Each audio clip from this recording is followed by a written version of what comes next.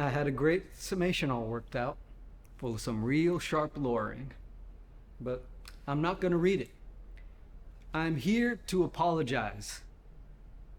You see, I am young and I'm inexperienced, but you cannot hold Carly Haley responsible for my shortcomings. You see, in all this legal maneuvering, something has gotten lost. And that something is the truth.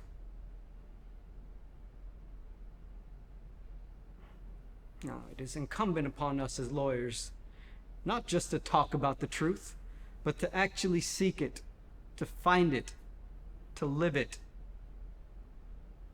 My teacher taught me that. Now, let's take Dr. Bass, for example. Now, obviously, I would never knowingly put a convicted felon on the stand. I hope you can believe that. But what is the truth? That he's a disgraced liar?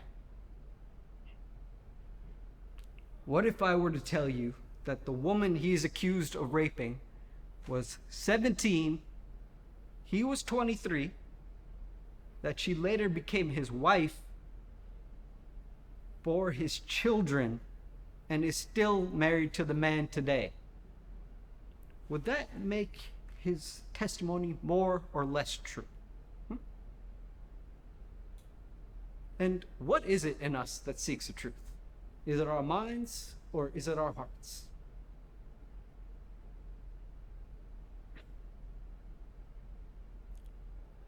I set out to prove that a black man could receive a fair trial in the South. That we are all equal in the eyes of the law. But that's not the truth. For the eyes of the law are humanized. Yours and mine. And until we can all learn to see each other as equals, justice can never be even-handed. It will remain nothing more than a reflection of our own prejudices. So until that day, we have a duty, under God, to seek the truth, not with our minds, not with our eyes, where fear and hatred can turn commonality into prejudice, but with our hearts. But we don't know better.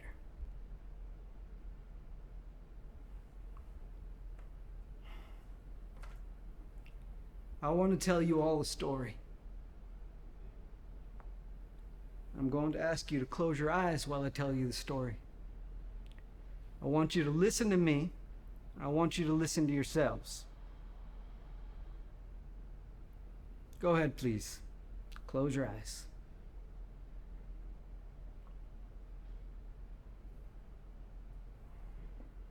This is a story about a little girl walking home from the grocery store one sunny afternoon. Not a care in the world.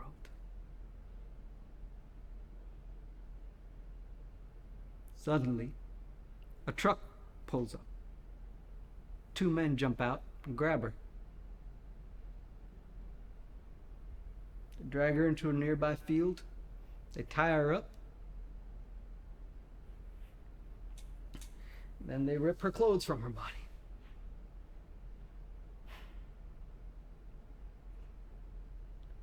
Now they climb on. First one, then the other. Raping her. Shattering everything innocent and pure in a fog of drunken breath and sweat.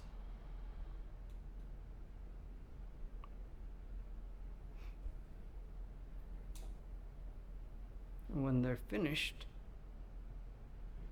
after they've killed her tiny womb, murdered any chance for her to bear children, to have life beyond her own, then they decided to use her for target practice. start throwing full beer cans at her. Throw them so hard that it tears the flesh down to the bone.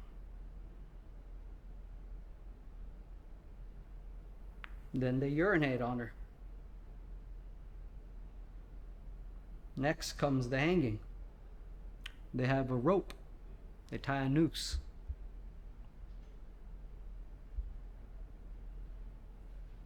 Imagine that noose going tight around her little neck. And with a sudden, blinding jerk, she's pulled into the air. Her feet and legs go kicking. They don't find the ground.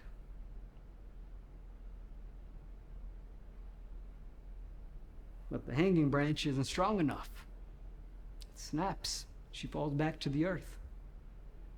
So,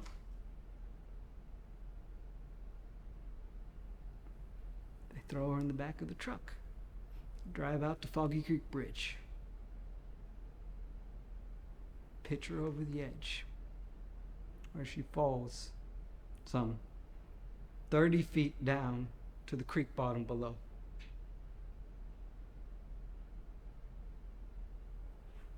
Can you see her? Her raped, beaten, broken body,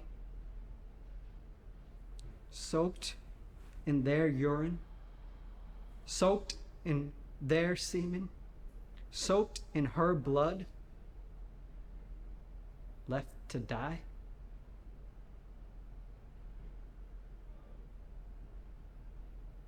Can you see her?